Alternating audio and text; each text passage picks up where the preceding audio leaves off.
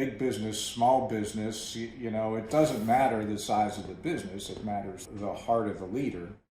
So I got back to camp and I was still stewing on it, and I had plenty of food in camp. Last thing I wanted to do was cook, but I already knew that there was no place in this little town that I was staying that was open at this point in the season. So I cooked myself some food and I'm stewing the whole time and, you know, praying about it, wondering why I'm stewing. And I eventually started to realize, you know, that we were in a period, and the stress I was in, we had a bug in our software that we knew was a really big deal, and we were doing whatever it took to make sure everything was right for our customers. Now, it ultimately turned out just fine, but we didn't know that at that point. That's part of why I was de-stressing, because I knew that what we did had a potential impact on our customers, this innocent mistake, this bug in our software, and we were willing to do whatever it took. If that put us at an inconvenience, if we had to fly somebody to a customer's location to actually sit with them, to help them recover from this issue that we had created, we were very willing to do that, no matter the expense to us,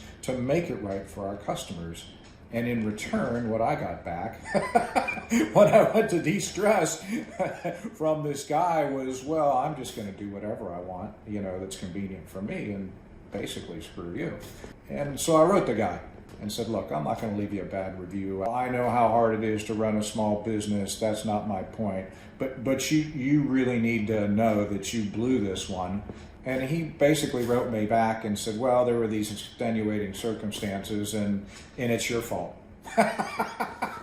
I'm still not going to publicly shame the guy, you know, he's a small business, but big business, small business, you know, it doesn't matter the size of the business, it matters the heart of the leader. And in this case, the heart of the leader is selfish.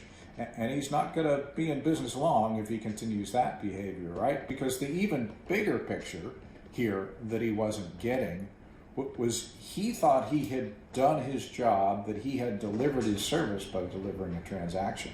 Like he gave me a ride. He got me from Cumberland back to Confluence, and that was the transaction. But what he didn't realize, because he couldn't understand his customer, because he was only thinking about his own convenience, was his customers aren't buying a ride.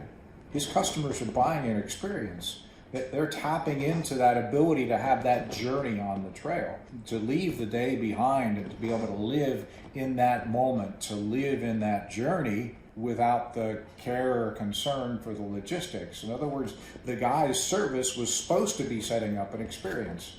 And that's what customers were buying, whereas he had reduced it to a transaction, and a selfish one at that. Well, I don't wish any small business to not prosper, you know. Ultimately, I would hope to see him prosper, but I don't think he's going to, because I think that's going to catch up with him. But at the very least, I'm going to get a video blog out of this, so we can talk about the difference between little K and big K business. And I hope you're thinking about the consequences and impact you have on your customers, and you're thinking about their experience, and that really you're in business to serve those needs, not because you're in business to serve yourself.